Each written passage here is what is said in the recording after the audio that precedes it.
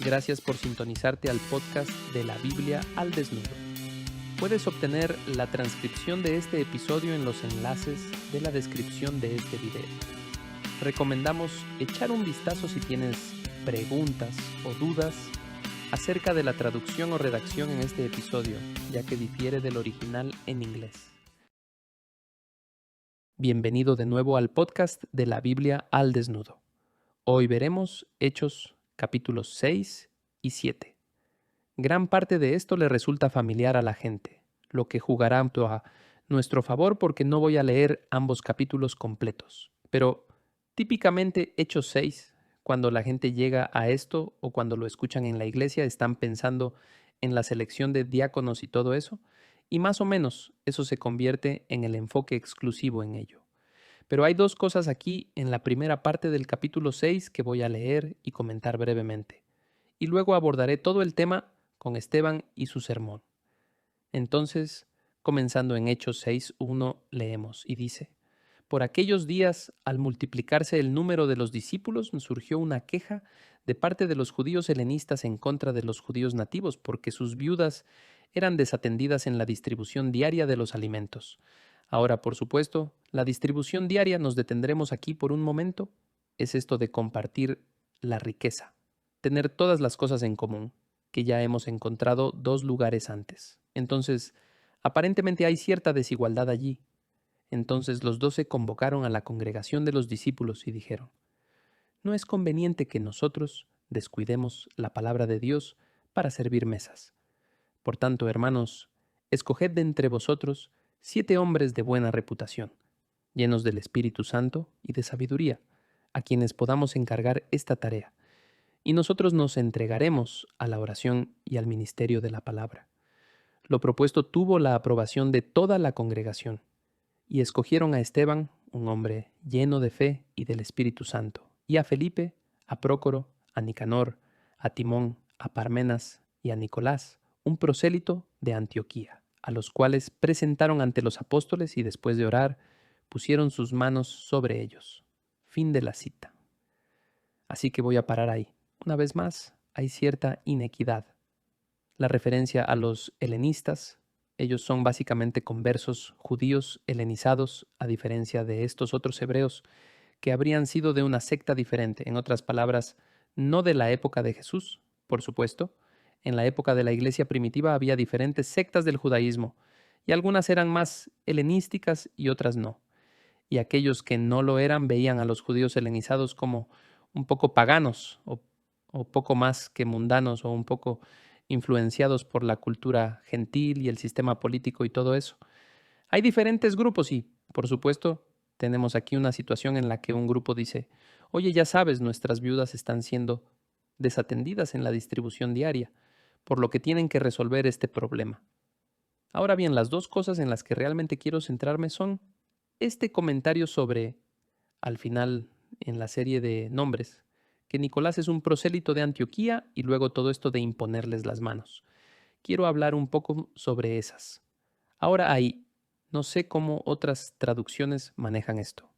La Biblia de las Américas dice prosélito y otras Biblias como la de Dios habla. Hoy dice, por ejemplo, que antes se había convertido al judaísmo. Tienes que pensar en dónde nos encontramos en el libro de Hechos. De todos los que estamos hablando, que escuchan la palabra y aceptan al Mesías, aceptan la historia de Jesús, son judíos. Se identifican como judíos. Ahora, en este caso tenemos personas que no eran étnicamente judías, pero se habían convertido al judaísmo. Nuevamente, esa es una buena explicación contextual cultural o comprensión de prosélito. Y creo que es importante porque tenemos a Esteban, por supuesto. Estéfanos es un nombre griego, por lo que es otra indicación de que hay personas que tal vez no sean étnicamente judías, los descendientes de Abraham, pero que aún así se convirtieron para adorar al Dios de Israel. Y ahora están escuchando el Evangelio a través de los apóstoles y otros discípulos, el mensaje de Jesús, y están cambiando su lealtad o, creo que sería justo decir, continúan su lealtad al Dios de Israel a través de Jesús de Nazaret, Jesús como Mesías. Lo que me resulta interesante es la referencia a Antioquía. Esta es otra de esas cosas que vimos por última vez y vamos a ver que esto suceda nuevamente en Hechos 8 y 9. Es una referencia a un lugar y específicamente a una ciudad, una especie de región o asociada con ella que no aparece necesariamente en Hechos 2. Y entonces lo que hay aquí con el mensaje que Lucas nos está transmitiendo es, mira, no solo los judíos étnicos vivían entre las naciones. Nuevamente volvemos a esta cosmovisión de Deuteronomio 32, que es heredada por el Nuevo Testamento, donde las naciones tienen que ser recuperadas. Claro, había judíos étnicos en esos lugares.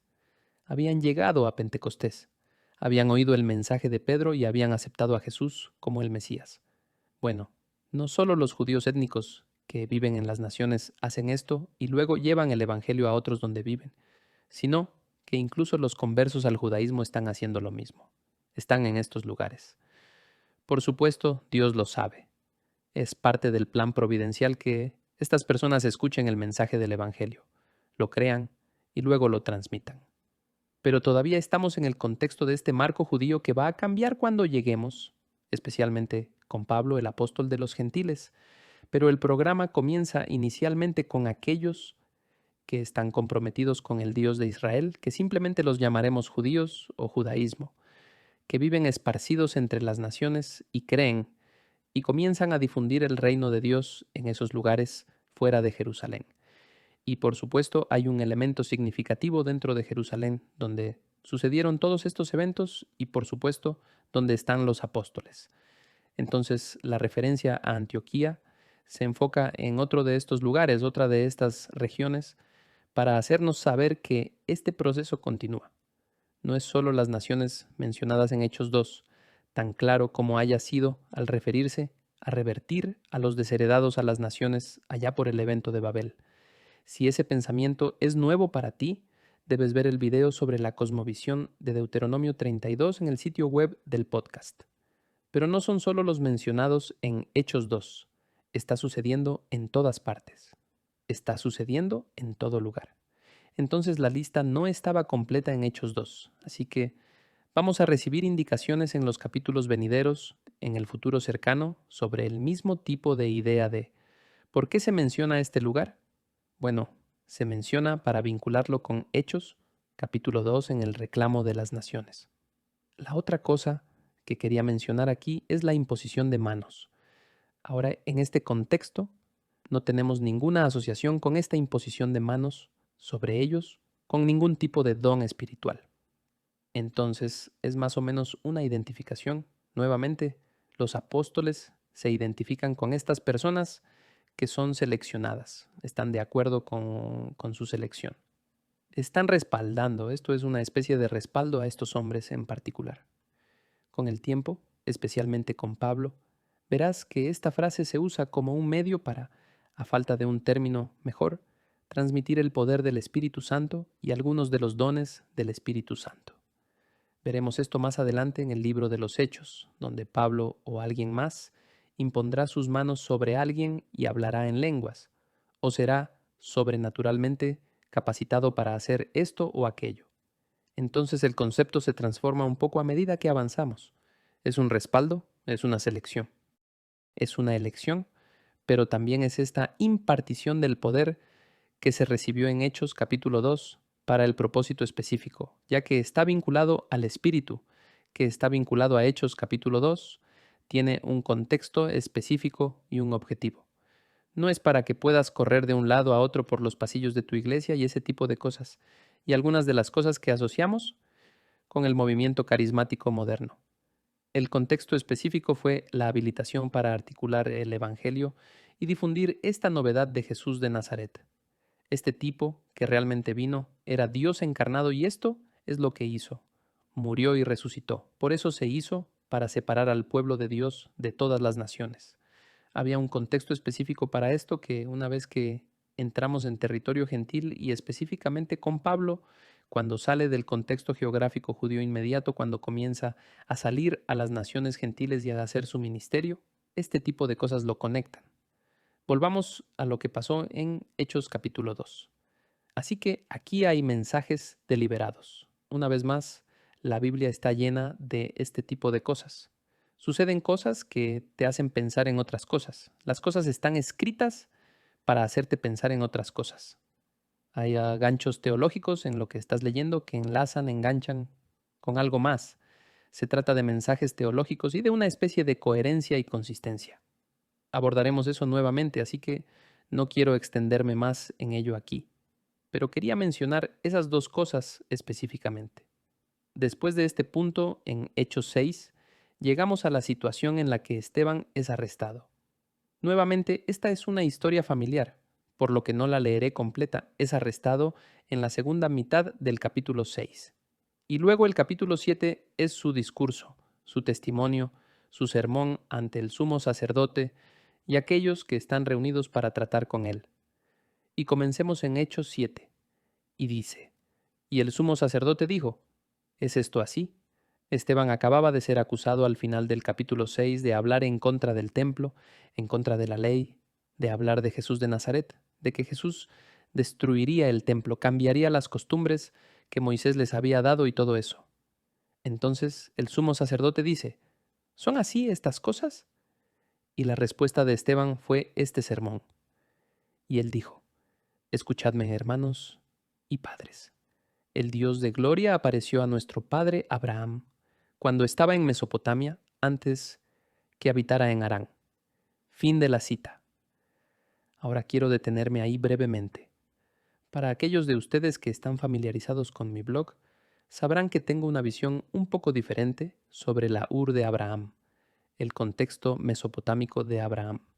No creo que fuera en Babilonia en el sur. Creo que era un lugar en el norte que está bastante cerca de Harán, que es a donde va Abraham después de ser llamado por Dios. Se establecen en Harán y ese se convierte en el lugar donde realmente está arraigada su ascendencia, la ascendencia del pueblo de Dios. Por eso es que más adelante en las historias de los patriarcas después de Abraham, cuando Abraham necesita una esposa para Isaac, este Eliezer regresa a esta región, a Harán. Él no va a Babilonia ni nada por el estilo. Él va a esta región. Si estás interesado en ese tema, habrá un enlace en este episodio del podcast a un artículo que creo que es realmente muy revelador e interesante al respecto. Así que solo quería transmitirles eso. Para aquellos que lo saben, es un recordatorio. Para aquellos de ustedes que toda esa idea es nueva, bueno, ahí tienen un enlace y pueden ir y leerlo. Entonces Esteban continúa con su sermón y es básicamente un relato de algunas cosas muy familiares en la historia del Antiguo Testamento. Llegas alrededor del versículo 30 y él dice que cuando habían pasado 40 años se le apareció un ángel, se le apareció a Moisés en el desierto del monte Sinaí, en una llama de fuego. Entonces, esto es consistente con lo que leemos en Éxodo capítulo 3. Pasé mucho tiempo en lo de mi consejo divino sobre Éxodo 3, el hecho de que no es solo Dios entre los arbustos, ahí está el ángel del Señor. Entonces tienes al menos dos personalidades en este evento que es tan fundamental para la vida de Moisés, el Éxodo y todo ese tipo de cosas. Entonces, lo que Esteban dice es muy consistente con eso. Conoce bien su Antiguo Testamento y sigue relatando lo que pasó en el Éxodo, lo que pasó con el faraón, etc. Y luego llegamos al versículo 42. Volvamos al versículo 40 donde todavía está hablando de Moisés y Aarón en el Sinaí. En el versículo 40 Esteban dice que está hablando con Aarón y dice, diciendo a Aarón, haznos dioses que vayan delante de nosotros, porque a este Moisés que nos sacó de la tierra de Egipto, no sabemos lo que le haya pasado. Esto fue cuando Moisés había subido a la montaña. Llevaba 40 días desaparecido. En aquellos días hicieron un becerro y ofrecieron sacrificio al ídolo, y se regocijaban en las obras de sus manos. Pero Dios se apartó de ellos y los entregó para que sirvieran al ejército del cielo. Esa es una frase importante. Los entregó para que sirvieran al ejército del cielo. Este es un vínculo directo con la cosmovisión de Deuteronomio 32. Para hacerlo muy breve, Deuteronomio 32, 8 a 9 es el pasaje que dice, cuando el Altísimo dio su herencia a las naciones, cuando dividió a los hombres, fijó los límites de los pueblos según el número de los hijos de Dios. Y de ahí viene esta teología, que en el evento de Babel Dios deshereda a las naciones y asigna su gobierno a los hijos de Dios, otros seres divinos. Y si regresas a Deuteronomio 4:19, obtienes la otra cara de esa moneda donde el texto de Deuteronomio 4:19 dice básicamente lo mismo, pero con un pequeño giro. Moisés está advirtiendo al pueblo. Él dice, no sea que levantes los ojos al cielo y veas el sol, la luna, las estrellas y todo el ejército del cielo, y seas impulsado a adorarlos y servirlos, cosas que el Señor tu Dios ha concedido a todos los pueblos debajo de todos los cielos. Fin de la cita. Entonces, inicialmente, si tomas Deuteronomio 4, 19 y 20, y luego Deuteronomio 32, 8, obtienes esta noción de que Dios en el evento de Babel, que fue mucho antes de Moisés, en aquel entonces, había desheredado a las naciones, desheredado al pueblo del mundo porque todavía están en rebelión incluso después del diluvio, y Él los asigna a hijos de Dios, a otros seres divinos. Y Él esencialmente asigna esa adoración de esos seres a estos humanos desafortunados. Dios se separa de la humanidad. Es por eso que el versículo 9 en Deuteronomio 32, 8, justo después de que divide las naciones y las asigna a los hijos de Dios, el siguiente versículo dice, pero Israel es la porción de Yahvé, Jacob es su herencia asignada. Y justo después de Babel, esto es una referencia al llamado de Abraham, inmediatamente después de Babel, Dios dice, está bien, ya terminé con la humanidad, voy a empezar de nuevo, voy a empezar con este tipo aquí en Mesopotamia, y voy a crear mi propio pueblo a través de él, y por supuesto de su esposa Sara, y conocemos el resto de la historia. Entonces ahí es donde el resto del Antiguo Testamento es Israel contra las naciones y Dios contra los otros dioses, las cosas se vuelven adversarias. Lo que es realmente interesante es que si continúas en Deuteronomio 17:3, llegas al capítulo 29, 23, 25, los propios israelitas, el pueblo de Yahvé, que fueron creados especialmente después de la desheredación de las naciones, el propio pueblo de Dios, comienza a gravitar hacia la adoración de estos otros hijos de Dios, estos otros dioses de las naciones. Deuteronomio 32 alude a esto. Adoraban a demonios y no a Dios, dioses que no habían conocido, dioses que no les habían sido asignados. Y este es el pensamiento que vemos aquí en Hechos 7. Entonces Esteban conocía bastante bien la teología del consejo divino. Él dice que Dios se apartó y les dio a ellos, es decir, a los israelitas, la adoración del ejército del cielo. En otras palabras, esto se remonta directamente a Deuteronomio 30 y 2:17, donde Moisés y su largo sermón en Deuteronomio 32 relatan todo esto de que, mira, se suponía que estos otros dioses eran un castigo contra las otras naciones, Dios alejándose a sí mismo de ellos. Se suponía que sería a través de ustedes, los israelitas, que esas naciones algún día volverían a conocer al Dios verdadero. Por eso son un reino de sacerdotes, pero en lugar de eso fueron tras estos otros dioses. Fueron seducidos y Dios mejor los entregó. Dios los abandonó. Me gusta usar el lenguaje del evento de Romanos 1 del Antiguo Testamento de lo que sucedió en Babel. Esto es una especie de eco de eso. Es como si Dios levantara las manos y dijera, lo que sea, ahí tienes, son propensos a desviarse.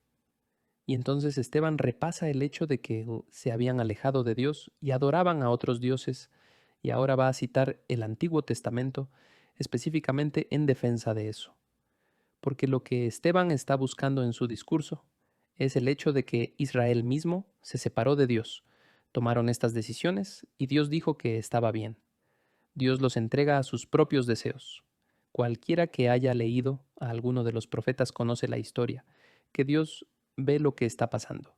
Dios dice que si eso es lo que quieres hacer, te enviaré al exilio. Voy a castigarte.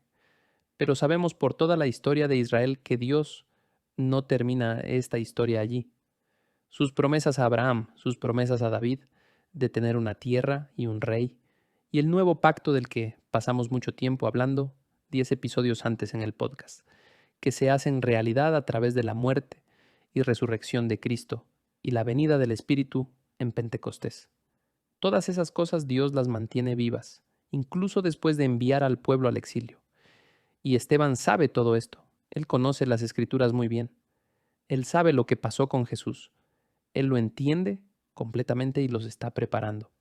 Él básicamente va a decir, miren, esta es la situación en la que se encuentran. Y si no se dan la vuelta ahora y aceptan a Yahvé, venido en carne como Jesús de Nazaret, este tipo que acaban de crucificar, si no se arrepienten ahora, si no se apartan de lo que están creyendo ahora y se alinean con Él, estarán en la misma situación. Están desheredados porque esto que están viendo a su alrededor con los apóstoles, esta gente sabe lo que pasó en Pentecostés. Todos estos milagros que ven, esta es la formación de un nuevo pueblo de Dios a través de la falta del remanente. Esto es eso. Y si se alejan de esto, podrían estar desde afuera mirando hacia adentro. Y ya no hay ningún plan adicional. Este es el plan. Este es el plan para sacar al pueblo de Yahvé de las naciones. Es el plan de redención para todos, ya sean descendiente de Abraham o no. Entonces, si le dan la espalda a esto, estarán en graves problemas. Así que los está preparando para esta conclusión. Pero quiero llamar la atención sobre este pasaje. Él cita, nuevamente, que es interesante cómo se utiliza aquí el Antiguo Testamento. Entonces el versículo 42, para regresar, y dice, pero Dios se apartó de ellos y los entregó para que sirvieran al ejército del cielo, como está escrito en el libro de los profetas. Ahora lo que realmente va a citar aquí es un pasaje de Amós, pero aquí está su cita. Lo leeré aquí, luego regresaremos y miraremos el Antiguo Testamento y veremos qué dice. Porque como es la norma, lo que Esteban cita aquí, recuerda, Estéfanos es helenístico. Tiene un nombre griego, está leyendo la Septuaginta. Esta es la traducción de la Septuaginta aquí. Y si realmente miraras el texto, descubrirías que lo que voy a leer en Hechos 7 es casi exactamente lo que encontrarías en la Septuaginta en Amós 5. Y dice, ¿acaso fue a mí a quien ofrecisteis víctimas y sacrificios en el desierto por 40 años, casa de Israel? Es retórica. Es como si dijeras, ¿hicieron todos esos sacrificios durante los 40 años que estuvieron en Israel? Mira qué lindos. Porque el siguiente versículo, también llevasteis el tabernáculo de Moloc y la estrella del dios Rentan, las imágenes que hicisteis para adorarlas. Yo también os deportaré más allá de Babilonia. Fin de la cita. Como si Dios dijera, así que fue lindo lo que hicieron por mí en el desierto. Eso fue lindo de su parte. Una vez más, es un estilo retórico. Pero el quid de la cuestión es que son apóstatas. El hecho es que cuando entraron en la tierra después de salir del desierto, se alejaron de mí. Y entonces cita Amós 5, 25 a 27. Y esto es lo que dice si realmente regresas al Antiguo Testamento. Notarás que sonará un poco diferente. Y dice, ¿acaso me ofrecisteis sacrificios y ofrendas de cereal por 40 años en el desierto? ¿Oh casa de Israel? Esa parte es la misma, ahora escucha esto.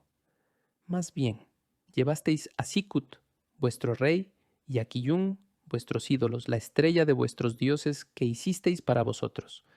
Yo os haré, pues, deportar más allá de Damasco, dice el Señor, cuyo nombre es Dios de los ejércitos. Fin de la cita.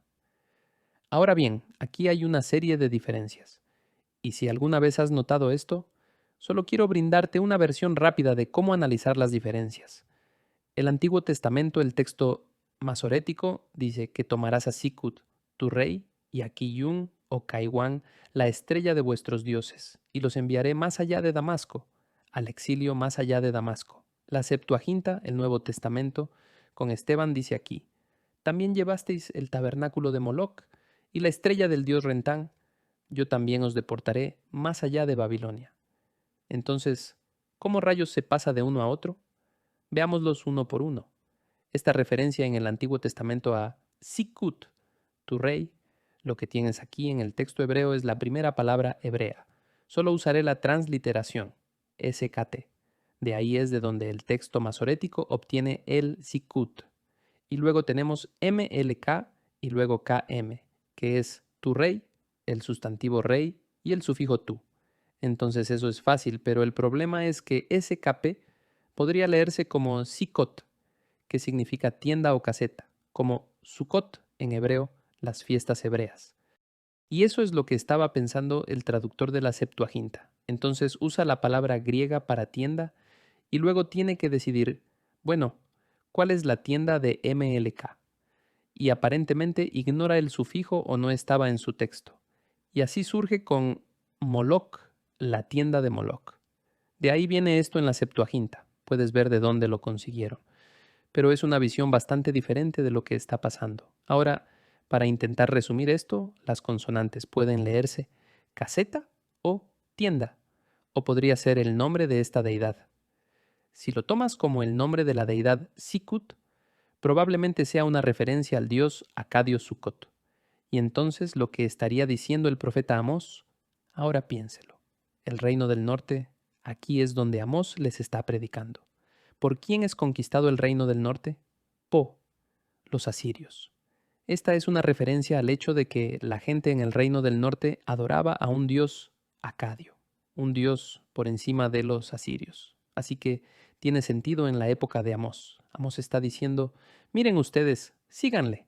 Pueden escoger a Sikut o Sukot, su rey. En otras palabras, en lugar de que Yahvé sea su rey, es otra deidad tonta llamada Sukut, que les vaya bien con él. Y luego esta otra deidad que mencionó, hablaré en un momento.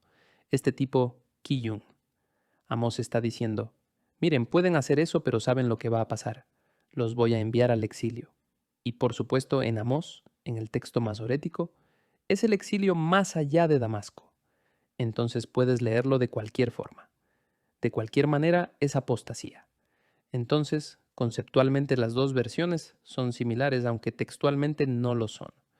Pero puedes ver cómo el traductor de la Septuaginta dedujo lo que escribió, o cómo terminó con una tienda de campaña y luego simplemente la convirtió en Moloch. Nuevamente una deidad diferente, pero la idea es la misma. El texto masorético creo que lo tiene mejor aquí. El segundo es algo interesante. Esta deidad Kiyun en el texto hebreo normalmente se pronunciaría en hebreo Kaiwan. Y tal vez te preguntes de dónde viene Kiyun. Proviene del hecho de que a veces cuando los escribas hebreos encontraban el nombre de una deidad extranjera hostil, eliminaban las vocales y ponían las vocales de la palabra shikuts, que significa vergüenza o abominación. Es por eso que te encontrarás con algún texto que tenga esto como kiyun. Quitan las dos vocales a y ponen la i y la u y escriben mal el nombre para telegrafiar el hecho de que sienten desprecio por esta deidad. Verás esto en algunos nombres bíblicos como Mefiboset. Mefiboset tiene diferentes nombres en pasajes paralelos del Antiguo Testamento. Le falta la parte de Boshet. Eso es porque los escribas agregaron Boshet. Cambió el nombre porque Boshet significa vergüenza. Nuevamente se trataba de alguien que no era leal, o al menos porque la familia descendía del linaje de Saúl. Era percibido como no leal al linaje real de David, por lo que cambiarían el nombre.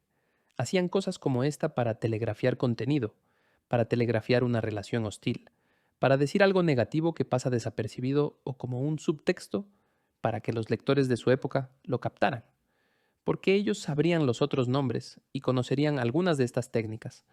Pero, volviendo al tema, ¿quién era Kaiwan? Bueno, en Mesopotamia, Kaiwan era la deidad asociada con Saturno. Eso debería importar porque mira el contexto. Toda esta hueste del cielo nuevamente, Dios los entregó a la hueste del cielo. Kaiwan era el dios asociado con Saturno. En Mesopotamia, curiosamente, Saturno es la única estrella que no está relacionada con una de las principales deidades del panteón de los acadios y babilonios, lo que le da un giro interesante a esto. Amós está diciendo, miren, ustedes no solo adoptaron a Kaiwan, este dios de la estrella de los acadios y asirios, sino que ni siquiera eligieron uno de los importantes. Fueron lo suficientemente tontos como para elegir una especie de ser divino de menor nivel en lugar de Yahvé. Así que es una especie de insulto añadido a este en particular. Ni siquiera es un miembro importante del panteón. Algunos eruditos han sugerido que podríamos tener una conexión aquí con los ceneos, que son, y no quiero que sus mentes se vayan muy lejos con esto, pero los ceneos eran descendientes o estaban relacionados con Abraham a través de Ismael en el sur de Arabia y ellos adoraban a una deidad que tiene un nombre similar. Eso es posible, pero la referencia dada en Amós en el reino del norte y que se van a dejar llevar por los asirios, y ahí es donde están los problemas, creo que es mejor ir con la opción asiria. Los israelitas están asumiendo la adoración de este dios asirio y van a pagar duro por ello, porque Dios va a usar a los asirios para destruirlos. Y los asirios eran terribles en términos de lo que les hacían a los cautivos. Estas serán las 10 tribus, estarán dispersas por todas partes. Van a intercambiar a la población israelita, traerán gente de otras partes de su imperio que han conquistado y los traerán a la tierra de Israel. Aquí es donde aparecen los samaritanos porque tendrán sangre mestiza. Las 10 tribus nunca regresan claramente. Están esparcidos por el viento de una manera muy literal. No tienes esta continuidad que tienes con las 2 tribus que van a Babilonia con Judá. Entonces esto es una referencia a esta deidad, lo que va a pasar y lo que pasó. Y está vinculado a este tipo de lenguaje de las huestes celestiales. Entonces, esto es como teología básica para un israelita. Somos quienes somos. Descendemos de Abraham. ¿Y por qué descendemos de Abraham? Bueno, porque Dios nos creó a partir de Abraham. Llamó a Abraham justo después de que desheredó a todas las demás naciones y las asignó a las huestes del cielo. Y ese fue su castigo. Así que esa es teología básica para un israelita y debería impactarlos cuando Esteban dice que Dios los entregó a ustedes para adorar al ejército del cielo. Los está poniendo en el mismo lugar, en la misma situación, como desheredados. Si no se acercan a lo que estamos predicando a Jesús siendo Yahvé encarnado, vino y murió y resucitó, todas las cosas que hemos estado predicando, si no toman esa decisión, están igual o peor que los gentiles desheredados. No podría haber sido más claro, debido a la terminología que se utiliza en el pasaje citado de Amós, que igual y mejor se queden dispersos, que igual y mejor desaparezcan si no escuchan lo que estamos diciendo. Se acabó el juego para ustedes. El mensaje no podría haber sido más claro en lo que intenta comunicar a sus compatriotas y tratar de que lo escuchen. Ahora, lo último que quería comentar en el sermón de Esteban, realmente nada en el sermón, pero después de que él haya terminado y por supuesto los está haciendo enojar, el versículo 54 dice: al oír esto se sintieron profundamente ofendidos y crujían los dientes contra él. Pero Esteban, lleno del Espíritu Santo, fijos los ojos en el cielo, vio la gloria de Dios y a Jesús de pie a la diestra de Dios, y dijo: He aquí, veo los cielos abiertos y al Hijo del Hombre de pie a la diestra de Dios. Entonces ellos gritaron a gran voz, y tapándose los oídos arremetieron a una contra él, y echándolo fuera de la ciudad, comenzaron a apedrearle. Y los testigos pusieron sus mantos a los pies de un joven llamado Saulo. Fin de la cita. Lo que quiero que vean es una especie de yuxtaposición de frases. Y el versículo 55 ve a Jesús parado a la diestra de Dios, la diestra. Y el versículo 56, He aquí veo los cielos abiertos y al Hijo del Hombre de pie a la diestra de Dios. Ahora todo el mundo sabe que si eres judío, el Hijo del Hombre, sabemos de dónde viene eso. Solo hay un Hijo del Hombre en nuestro Antiguo Testamento, y es el hombre en Daniel 7, que viene al anciano de días, quien recibe dominio y autoridad eterna sobre las naciones, sobre toda nación. Entonces su mente va al Hijo del Hombre ubicado a la diestra de Dios, y luego a Jesús ubicado a la diestra de Dios. Este versículo, estos dos versículos, fusionan a Jesús con el Hijo del Hombre. Crea esta identificación. Sin embargo, en Daniel 7, el Hijo del Hombre viene al anciano de los días, y es esta noción, ahora piensa, de regreso al libro de Daniel. Nuevamente, este es el contexto del Antiguo Testamento. El Hijo del Hombre viene al anciano de días, y la recepción del reinado, el dominio eterno, aún es futura porque tienes que pasar por todas estas naciones sobre las cuales se profetizó a Daniel. Bueno, aquí en Hechos 7, ¿dónde lo ubica Esteban? No lo tiene viniendo en las nubes hacia el anciano de los días. Tiene al Hijo del Hombre, Jesús, en la posición de autoridad, lo tiene a la diestra de Dios. Entonces el mensaje es claro. En la mente de Esteban, Daniel 7, la realeza, el dominio eterno, se cumple. Ha comenzado y comenzó con este hombre Jesús de Nazaret. Esto no es algo que esté en un futuro lejano. Esto es algo que está sucediendo ahora mismo. Por lo tanto, las autoridades divinas hostiles sobre estas naciones han recibido una paliza. El propio Satanás, pongámoslo en escena, no tiene ningún derecho legal sobre ningún creyente. Recuerda que Satanás es el Señor de los muertos. Todo ser humano es propiedad de él hasta que le pertenecen hasta que se beneficien de la resurrección de Cristo, las primicias de los que duermen. Cristo es el primogénito de entre los muertos. Y entonces, si estás en Cristo, si estás unido a Cristo, Satanás no tiene ningún derecho sobre ti, porque ya no estarás en el reino de los muertos para siempre. Estarás con Dios, estarás en la presencia de Dios. Todo esto es mensaje teológico y Esteban está diciendo, miren, esto no es algo que esperemos indefinidamente. Esto es algo que se está moviendo, está sucediendo, es actual en este momento. Y debido a la forma en que tiene a Jesús, el Hijo del Hombre, colocado en el asiento de la autoridad gobernante, ya está gobernando. Toda esta disputa sobre la escatología, y ustedes saben que, en mi caso, realmente no me gusta ninguno de los sistemas porque normalmente, por ejemplo, el amilenialista, la iglesia es el reino, y no hay nada literal en el futuro. Tienes a los premilenaristas que dicen que todo será literal en el futuro, que ahora no hay ningún reino.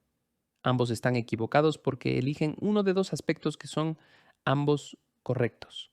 Y ambos tienen razón al mismo tiempo. O Jesús está reinando ahora o no lo está. Esto no es como la princesa prometida, donde Jesús reina parcialmente o algo así, o es el rey ahora o no es el rey. O está a la diestra de Dios ahora o no lo está. Si lo está, entonces Él está reinando sobre algo. El reino, en cierto sentido, ya está aquí. Y este es el mensaje de Hechos 7. Ahora mira algunos de estos otros versículos que encuentras en el Nuevo Testamento. Efesios 1. Simplemente seguiré un poco este tema y luego concluiremos. Efesios 1:20. Pablo escribe que Dios, el cual obró en Cristo cuando le resucitó de entre los muertos y le sentó a su diestra en los lugares celestiales, muy por encima de todo principado, autoridad, poder, dominio y de todo nombre que se nombra, no solo en este siglo, sino también en el venidero. Entonces hay un ya, pero aún no. Y todo sometió bajo sus pies, y a él lo dio por cabeza sobre todas las cosas a la iglesia, la cual es su cuerpo, la plenitud de aquel que lo llena todo en todo. Cristo está reinando, estamos reinando y reinaremos. Ya lo es, pero todavía no. Colosenses 3:1. Pablo dice, si habéis, pues, resucitado con Cristo, buscad las cosas de arriba, donde está Cristo sentado a la diestra de Dios, o está reinando o número. Y la Escritura dice que Él sí está reinando. Hebreos capítulo 1:13. Pero, ¿a cuál de los ángeles ha dicho jamás, siéntate a mi diestra hasta que ponga a tus enemigos por estrado de tus pies? Hebreos 8:1. Ahora bien, el punto principal de lo que se ha dicho es este. Tenemos tal sumo sacerdote, el cual se ha sentado a la diestra del trono de la majestad en los cielos. Bueno, él no está ahí jugando con sus pulgares o simplemente esperando el momento oportuno hasta llegar a reinar. Él está reinando. Está en una posición de autoridad. Y por último, Primera de Pedro 3:22, este es todo el bautismo, conectando el bautismo con Génesis 6 y todo este tipo de cosas raras. Pedro hace eso por varias razones. Si lees mi blog, lo sabes. Pero aquí al final dice que Jesús está a la diestra de Dios, habiendo subido al cielo después de que le habían sido sometidos ángeles, autoridades y potestades. Ese es Pedro escribiendo en el siglo I y ¿sabes qué? Primera de Pedro, gran parte del libro, trata sobre el sufrimiento. No les está yendo muy bien a los cristianos. Pero el quid de la cuestión es que las fuerzas hostiles, los dioses de las naciones, son derrotados. Esto es volver a los evangelios. ¿Y a quién le dijo esto Jesús? A Pedro. Las puertas del infierno no podrán prevalecer contra la iglesia. La idea general es que aunque las cosas se vean de cierta manera, cuando se trata de la realidad última, las personas que te persiguen, las personas que te lastiman, te maten, que no están en Cristo, morirán y morirán para siempre. Tú, en cambio, No. Ustedes, en cambio, están en Cristo, que está sentado a la diestra de Dios y vence. En la nueva tierra descrita en el Apocalipsis, ustedes serán los que serán puestos sobre las naciones. Desplazarán a los hijos de Dios que ahora están sobre las naciones. Ustedes son hijos de Dios, no ellos. Ustedes lo son, y en ese día en que tengamos un Edén global, descubriremos quién gobierna y quién no. Todo eso está empaquetado en estos 2 versículos, esta pequeña declaración de Esteban donde él tiene al Hijo del Hombre como Jesús ya en la posición de autoridad. Es muy fácil pasarlo por alto, pero para una audiencia judía que conocía Daniel 7 y conocía la escena, es algo realmente significativo lo que hace con esa idea. Y ya para terminar, me gustaría abordar unos últimos pensamientos o comentarios que surgieron en base a este episodio. En cuanto a lo mencionado de que Jesús ya está reinando, surge la pregunta de si se puede relacionar con Apocalipsis 20 y el reinado de los 1000 años. Personalmente creo que, una vez más, cuando se trata de sistemas, la gente me miraría y diría que soy una especie de híbrido. Y mea culpa, soy un híbrido, porque ambas son ciertas. Yo veo en Apocalipsis 20 una recapitulación en el libro de Apocalipsis, y eso es, nuevamente, esto es probablemente algo que podemos analizar en preguntas y respuestas, pero les daré la versión rápida aquí. Hay 2 suposiciones que se traen al libro de Apocalipsis: los que creen en lo futuro, los premileniales del rapto y de dejados atrás, lo que sea, ya sea que crean en el rapto o no, son premilenialistas. No todos los premilenialistas lo creen, asumen que el libro debe leerse en orden cronológico, de forma lineal. Los que creen lo contrario dicen que no, que hay recapitulación de que ciertas escenas se repiten.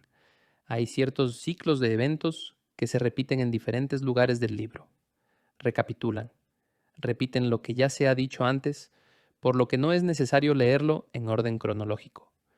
Bueno, creo que ambas cosas suceden, y si tomas la recapitulación en el libro de Apocalipsis, puedes construir un buen argumento de que Apocalipsis 20, al menos parte de él, es una recapitulación de cosas que están sucediendo en la tierra antes. Esto va a sonar raro, pero antes de la segunda venida. Tal vez digas, bueno, ¿cómo puede ser eso? Debido al capítulo anterior es cuando Jesús viene en un caballo blanco. Eso es correcto, pero debes darte cuenta de que los capítulos pueden repetir ciertos pensamientos en ciclos. Y si lo miras de esa manera, no hay ningún orden cronológico. Entonces puedes hacer que Apocalipsis 20 sea el reino de Dios en la tierra antes de la segunda venida. Así que creo que en realidad hay buenos argumentos para ello.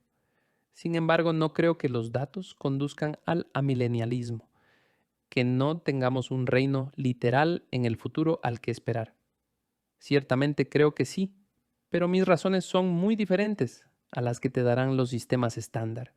Mi razonamiento se basa, a falta de una mejor manera de decirlo, en la cosmovisión del concilio divino en el Antiguo Testamento. Las naciones reales, las naciones literales, fueron desheredadas y van a ser reclamadas literalmente. Es por eso que el libro de Apocalipsis termina con el Edén global donde toda la tierra es de Dios, cada nación es la tierra.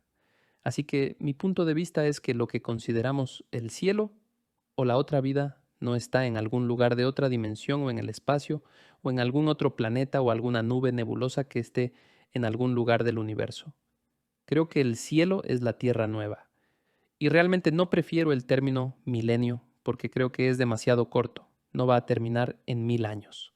Nunca terminará y veo que ambas cosas suceden en el libro de Apocalipsis. Y veo una necesidad teológica bíblica, de coherencia para que el reino sea ahora y el reino sea entonces un Edén global.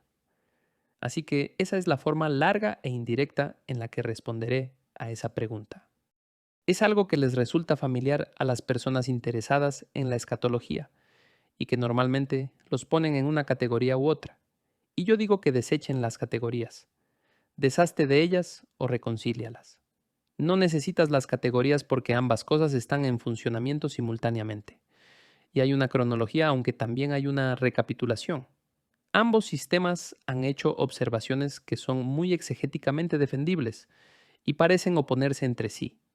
Y entonces un sistema tiene que explicar los pasajes problemáticos de otro sistema. Y lo que digo es que miren, establezcan la intención y piensen diferente sobre ellos porque ambos están afirmados. Y entonces surge la cuestión de ¿cómo puedo hacerlo? No lo hacemos adoptando uno sobre el otro, eso lo hacemos juntándolos.